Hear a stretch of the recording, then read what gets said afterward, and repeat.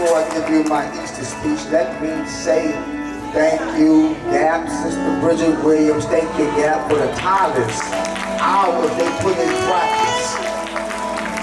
Thank God for all the young people participating in the Easter production. We give God praise for all those young people. We give God praise for Minister Brandon Marks narrating. We give God praise for all the known actors. We give God praise for Pastor JC and Deacon Judas and Scatcher, Sister Mary. We give God praise for all of, and I pray you got the message of the production, that it wasn't just a production, but you got the message behind the production that God can bring you through, and you will get your breakthrough if you hold on to God's unchanging hand.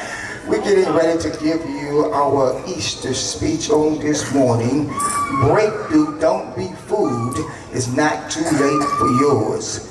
The play is over now. You should have been shouting right there. We just made a bold declaration that your breakthrough is on the way. It's not too late for you to receive your breakthrough. I don't care how long you've been stuck. I don't care how long you've been down. It's not too late for you to receive your breakthrough. And I dare you right now to give God some anticipated praise, to let God know I'm anticipating my next breakthrough.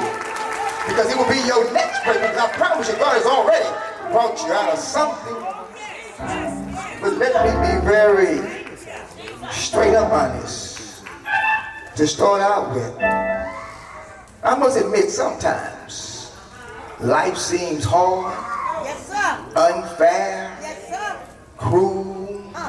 Sometimes the very people you help the most hurt you the most. Yes, sir. Sometimes it feels like you've been dealt a bad hand. Sometimes life feels like it's trying to crush you, kill you, and defeat you. But if we're honest, in those seasons or those times, we're blessed with the fact that God woke us up this morning. And guess what?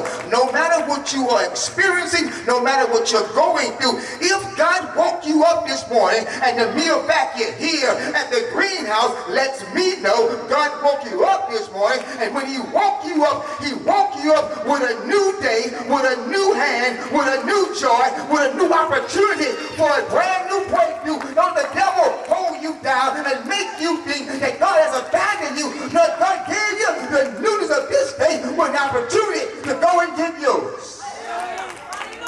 We're going to flip it on the devil. We're not going to be depressed. We're not going to be sad. We're not going to be angry. We're not going to be defeated. We're going to stand and declare we won't be fooled. It's not too late for a breakthrough. Before we stand for the reading of God's word in Mark 16, I want to ask a quick question. If God has done anything for you, if God has reversed your fortunes, it looked like a negative situation, God turned it around, or if God has given you a personal breakthrough, if you are unashamed to give God a praise, jump on your feet right now and give God an unashamed praise that he brought you out, that he brought you through, that he brought you over. Don't be ashamed to let somebody know, God, I thank you. I thank you for all you've done for me.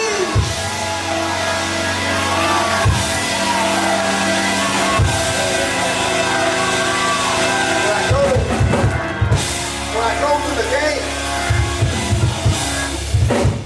I'm pro Houston. I cheer all Houston teams. When I go to the game and my team wins, I cheer. When my team's behind, I encourage them. But when I come to church sometimes, I get confused because I know in the parking lot there's some cars. I know you came from a house. I know you got on good clothes. So I get confused sometimes on how we cheer for the Rockets and we cheer for the Texans and we cheer for the Astros and we cheer for our favorite team. But when we come into the house of the Lord, we act like God ain't done nothing for us. So every now and then, I got to remind you, God is bigger and better than the Rockets. God is bigger and better than the Astros. God is bigger and better than your job and your house and your clothes. And every now and then, you got to give God the unashamed praise.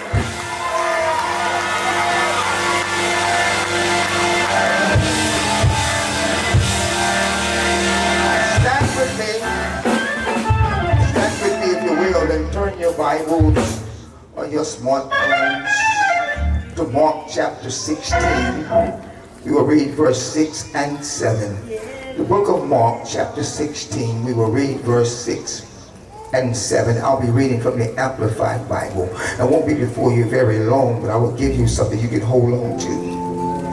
Mark chapter 16, beginning with verse number 6. And he being Jesus, said to them, the angel, he said to them, do not be amazed. You are looking for Jesus the Nazarene, who was crucified. He has risen. He is not here. See, here is the place where they laid him. But go and tell his disciples and Peter, he is going ahead of you in Galilee. You will see him there just as he told you. Take your seats and let's have a conversation. Breakthrough. Don't be fooled. It's not too late for yours. This text tells us that Jesus is no longer in the grave. And let me remind you that we are Christ-like, which means we are like Christ.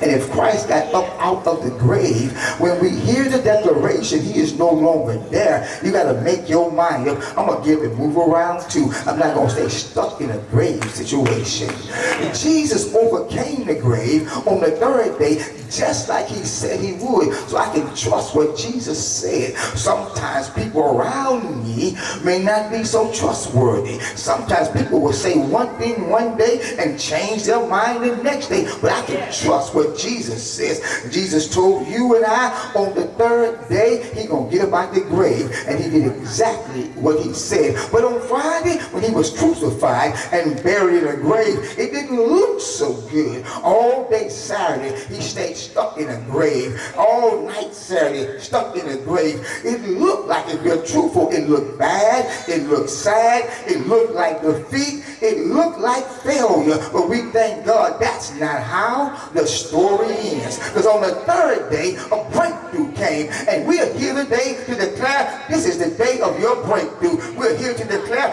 it's not over. You may be going through a Friday or you may be going through a Saturday, but the good news is Sunday is on the way. I dare somebody to declare Sunday is on the way. No matter what it feels like on Friday, what it looks like on Saturday, Sunday is on the way. The fact I used this particular text out of all the resurrection stories is threefold. And let me break them down to you real quickly because they relate to you and I. Number one, Jesus rose on the third day just as the prophets said he would, and just as he said he would, because I want to show you here the power of the spirit of agreement. Because you better align people in your life that has a power you can agree with in the spirit realm. Because if you're not agreeing with people in the spirit realm, you will never see much in the natural realm. The prophets spoke it, and Jesus confirmed what they spoke, and it became reality. Stop letting people tell you that God said if it does not line up with what God's word said. Stop being hoodwinked. If God didn't say it in his word, don't let any man, any woman convince you that God said it. You can't discover it in your word. God operates on the spirit of agreement. God said it because the prophets said it. No, the prophets said it because God said it. Come on, man. Better be back. So when you tell me you experienced church hurt, you probably put too much faith in somebody's voice other than God's voice. What? Who are you listening to? So the third day Jesus said it, and he did it. Number two, I'm really feeling number two, and I pray you catch this. Peter, the disciple, the one who messed up, he gets a personal invitation from Jesus. You missed that. You missed that. Peter, who messed up, gets a personal invitation from Jesus. Break it down, sir. While we live in a generation that will ban people, throw folks away, disregard folks who messed up publicly. Come on, sir. We will take their black card away. We will take their street card away. We will have a way of throwing folks away about what we heard about them when Jesus keeps us when he know about them. What? So Jesus calls for Peter. Then number three, catch this. Number three, Jesus is the resurrection breakthrough. Jesus is the resurrection breakthrough truth. He's the truth. He's a resurrection breakthrough truth. And Peter is a resurrection breakthrough example of God's amazing grace. Let me say it one more time. You can tweet that, text that, and share that. Jesus is resurrection truth. Peter is resurrection example of God's grace. See, the truth came to set us free so we can receive our breakthrough, but grace shows that he was in position to get our breakthrough. We need both truth and grace. Yeah. See, those who operate only in truth go around condemning folks and judging folks and sending folks to hell. Yes, we need the truth, but we also need grace. Watch this. You qualify for breakthrough. And that's really what I really want to harp on today. You qualify for breakthrough. I don't care what they say. You qualify for breakthrough. How do I know? Look at John 3:16. John 3:16. I'm reading from the Amplified, from the NIV Bible. But I'm going to stop at 16. I'm going to go all the way to 18. See, we stop at 16 so we can cancel folks out. But keep reading to 18. John 3:16, 17, and 18. Shall not perish, but have eternal everlasting life. But God did not send his son into the world to condemn the world, that mess church folks up, but to save the world through him. Whoever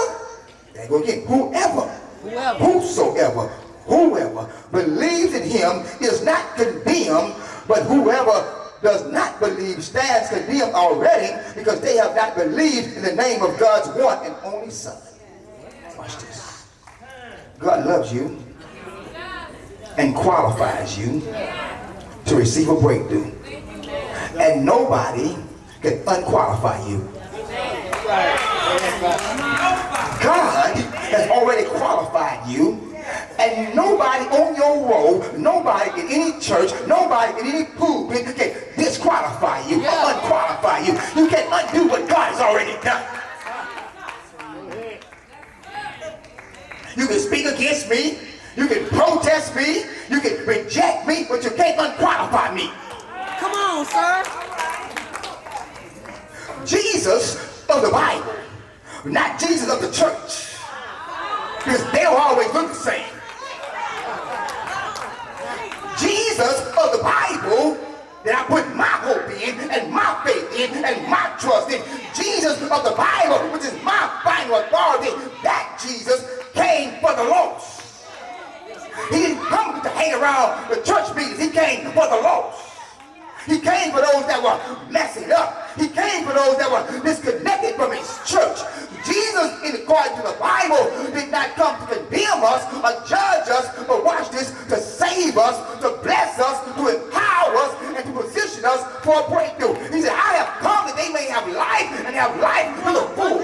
Yeah. Stop letting folks depress you because they depressed. See, many may try to disqualify you with religion, tradition, and phobias. Talk about it. Because I don't understand who you are, I cancel you. Yeah. But Jesus declared, whosoever will. It's in your Bible. Don't rip it out. Don't change it. Don't edit. But Jesus declared, whosoever will come to me.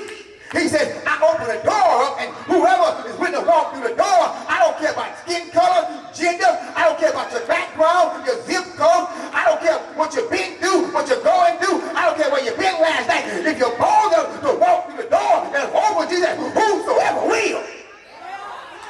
Whosoever will. Come on. Don't let church folks and other folks see you back. When Jesus, whosoever will. Yes, whosoever will. Includes people like a messed up Peter.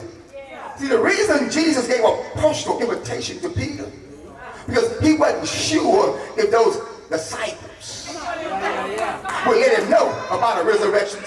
Come on, man.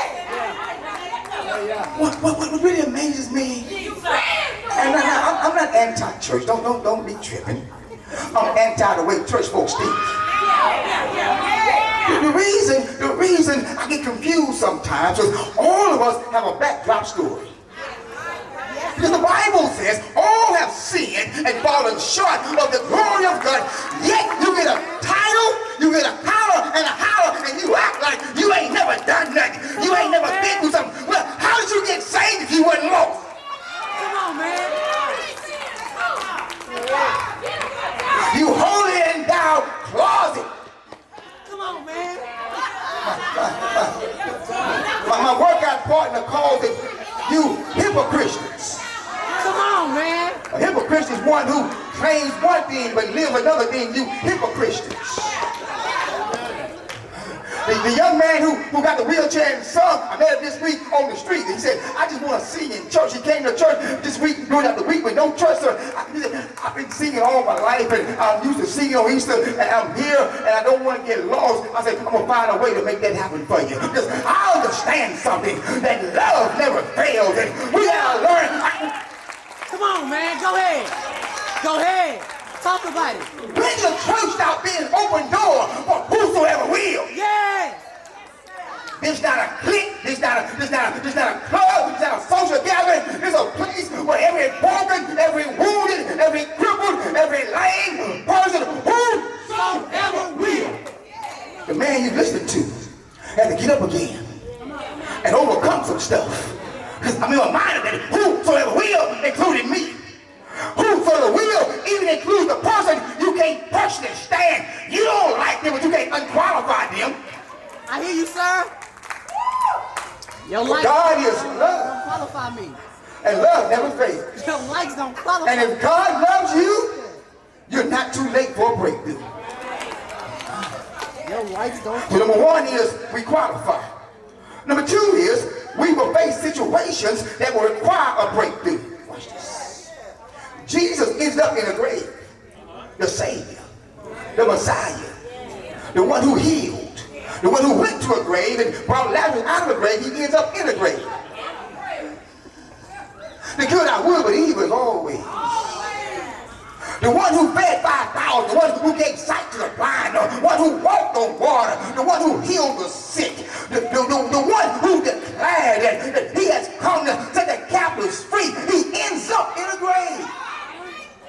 And you whining? In this world, you will suffer hardships. Yeah.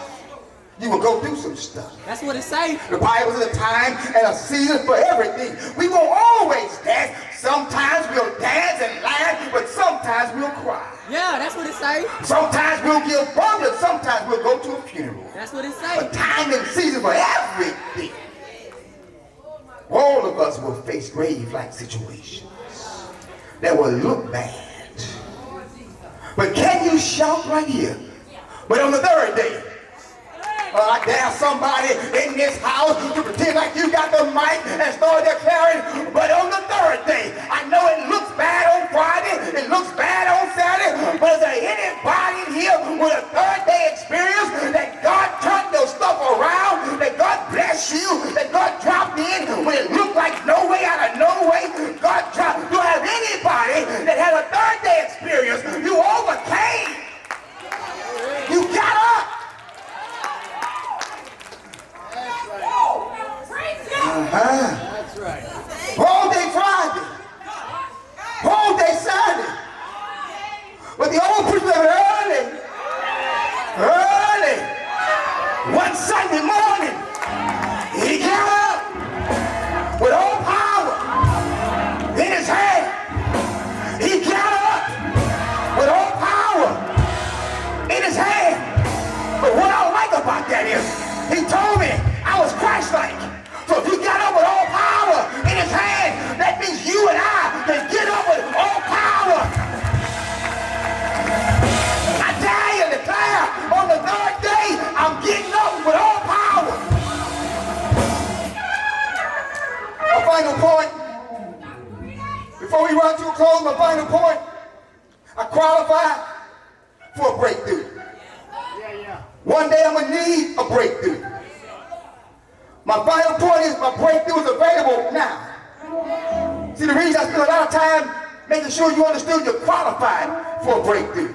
Because if you don't know you're qualified for a breakthrough, When you need a breakthrough, you'll cancel your own breakthrough. But because I qualify for a breakthrough, I can declare my breakthrough is available now. My breakthrough is not tomorrow. My breakthrough is available now. How do I know my breakthrough is right now? Because when Jesus got up, the Bible says he remembered Peter, messed up Peter. And if Jesus remembered messed up Peter, the good news is on this Sunday morning, if he remembered Peter, he remembers you and I. And he remembers Peter, he remembers you and I. So he called for Peter, and he's calling for you right now. That's all you got to do is believe it, receive it, and go get it. You just got to believe it, receive it, and go get it. You got to receive it, believe it, and go get it. What am I saying? Because he remembered Peter when he got up. He didn't cancel Peter. When he got up, he didn't forget about Peter. When he got up, he didn't throw Peter away. If he didn't throw Peter away, he won't throw you away, and he won't throw me away. That's all you got to do, church, is receive it. Is there anybody here and you receive that you qualify? Is there anybody here and you believe that you qualify? If you receive it and believe it, you can come get it.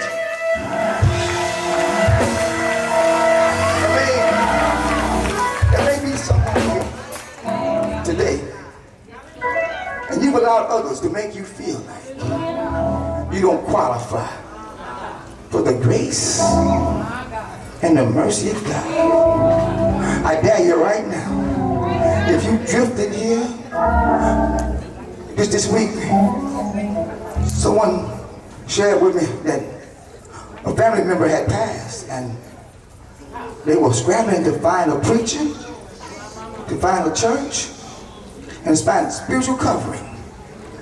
You don't want to wait till you need a breakthrough to connect the source that God gave. Upon this church, upon this rock, I will build my church. Upon this rock, I will build my church, and the gates of hell shall not prevail. If you're here this morning and you need a breakthrough, you can only get a breakthrough through Jesus. He says, I am the way. And whosoever will. I don't care what they say about you. I don't care how they rejected you. I don't care how they turn. If you're here, whosoever will. Whoever needs a pastor to teach you God's way. God said, you know what? I love you so much. I'm going to give you pastors after my own heart.